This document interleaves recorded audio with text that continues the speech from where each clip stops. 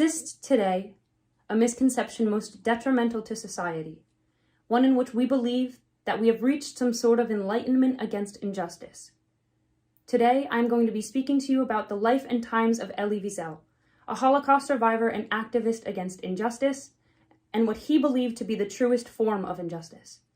I would like to begin today by showing you a section of Elie Wiesel's The Perils of Indifferent Speech, given to Mr. and Mrs. Bill Clinton in 1999 at the edge of the new millennium in the White House. What is indifference? Etymologically, the word means no difference, a strange and unnatural state in which the lines blur between light and darkness, dusk and dawn, crime and punishment, cruelty and compassion, good and evil. What are its causes and inescapable consequences? Is it a philosophy? Is there a philosophy of indifference conceivable? Can one possibly view indifference as a virtue? Is it necessary at times to practice it simply to keep one's sanity, live normally, enjoy a fine meal and a glass of wine? Hello, my name is Shannon Rogers, and I will be informing you about Elie Wiesel, a Holocaust survivor who has firsthand encountered the truest evils in this world, and then dedicated the rest of his life to fighting indifference that people hold within themselves. With knowledge from his background and superb rhetorical skills, Elie Wiesel formulated his coined indifferent speech that, to this day, reminds us of the dangers of doing nothing in the face of injustice. Today, 77 years after the liberation of Buchenwald and other concentration camps, I would like to inform you all, and more importantly remind you all, of Elie Wiesel's examination of how the act of indifference may be classified as that of the greatest injustice. I'm going to begin by sharing with you some information about Dr. Wiesel's background. In the speech, Dr. Wiesel recounts himself as being a young Jewish boy from a small town in the Carpathian Mountains. Born in 1928 in Romania, Elie grew up with 3 sisters and mother Sarah and father Shlomo. Elie, along with his entire family, were sent to Auschwitz when he was just 15 years old. In a biography written about Elie Wiesel by Linda Bayer in correlation with the U.S. Holocaust Memorial Museum, troops marched into his village of Siget and forced Jews to wear yellow stars. And finally, all of the Jews were driven out of Siget and shipped to concentration camps, where most of them were gassed or otherwise murdered. Wiesel spent his adult life bearing witness to the nightmares he experienced and the atrocities inflicted upon his people.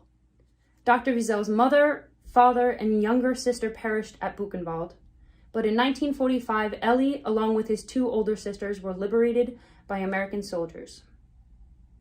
Dr. Wiesel ended up in Paris, where he studied and worked as a journalist.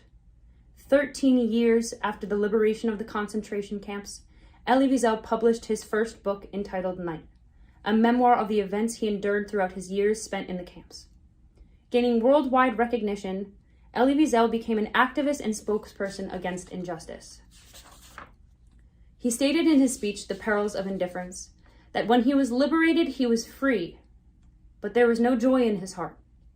He, among many who have been affected by injustice, hold almost a somber tone when recounting the events endured. Dr. Wiesel's tone while speaking shows that the emotions driving his words should be taken to heart. In The Rhetorical Situation, a book written by Lloyd Bitzer, he categorizes any exigence as an imperfection marked by urgency.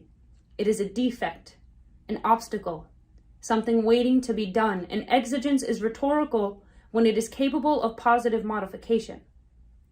The only positive modification to this situation is by not letting Elie Wiesel's words be forgotten. Dr. Wiesel gave this speech in 1999 at the edge of the new millennium, emphasizing that change must be enacted in the new age, or we will continuously repeat the atrocities of the past. The Greek word ethos is related to our word for ethics or ethical. Aristotle uses ethos to refer to the speaker's character as it appears to the audience. Wiesel survived the Holocaust, events that may be categorized as the most gruesome, cruel, disgusting, and inhumane acts that have ever taken place on this earth. And he lived. He holds authority over his grief and the horrors imposed upon him and his people. Pathos in literature is defined as the power of a person, situation, piece of writing, or work of art to cause feelings of sadness, especially because people feel sympathy. In The Perils of Indifference, pathos is the entirety of the speech. The speech evokes an inward reflection of why did we not do something sooner? Wiesel also looks forward to the future, utilizing parallelism and anaphora by saying, but this time, the world was not silent. This time we do respond. This time we intervene. Dr. Wiesel appeals to our sense of logic all throughout his speech and asks the audience a plethora of rhetorical questions. He evokes a sense of guilt with some and hope with others. He stated, does it mean that we have learned from the past? Does it mean that society has changed?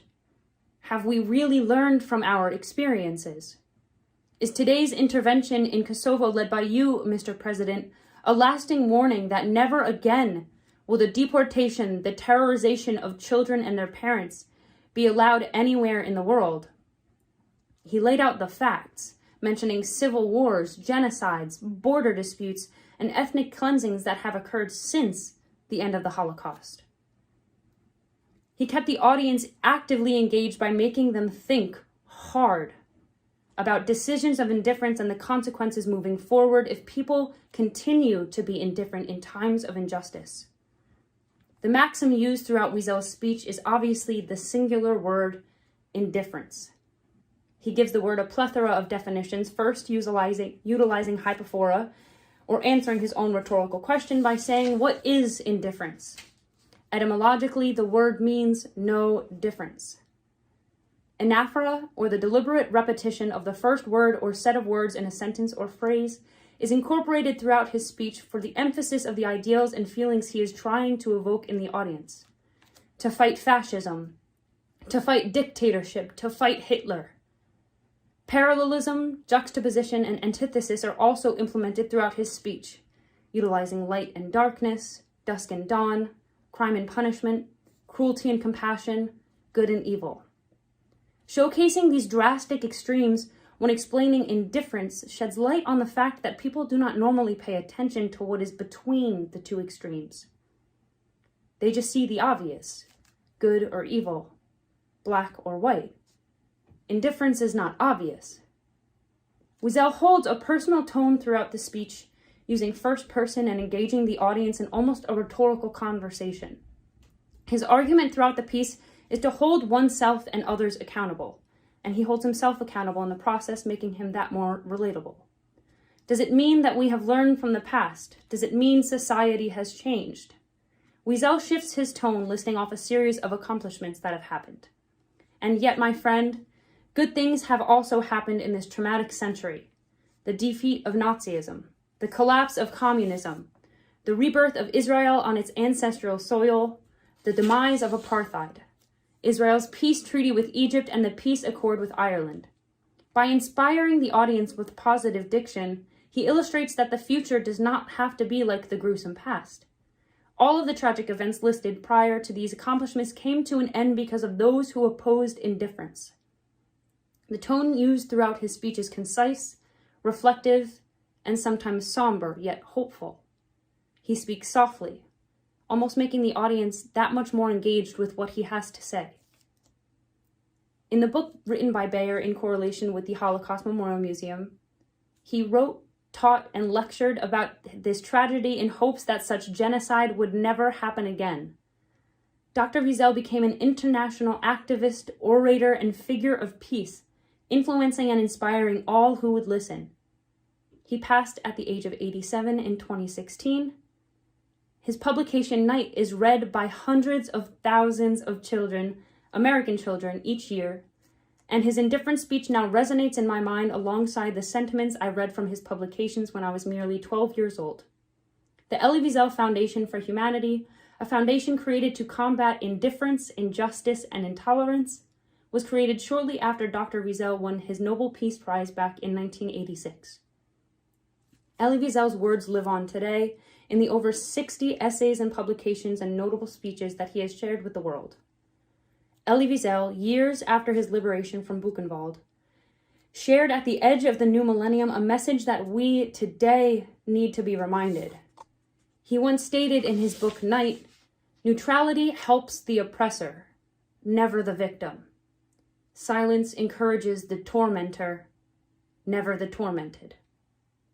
We are 20 years past the beginning of this millennium, when Wiesel shared his thoughts on indifference with the world, and his words have still yet to be ingrained into our society and culture, as we still see genocide, poverty, unequal rights, and injustice every single day in this world we call modern.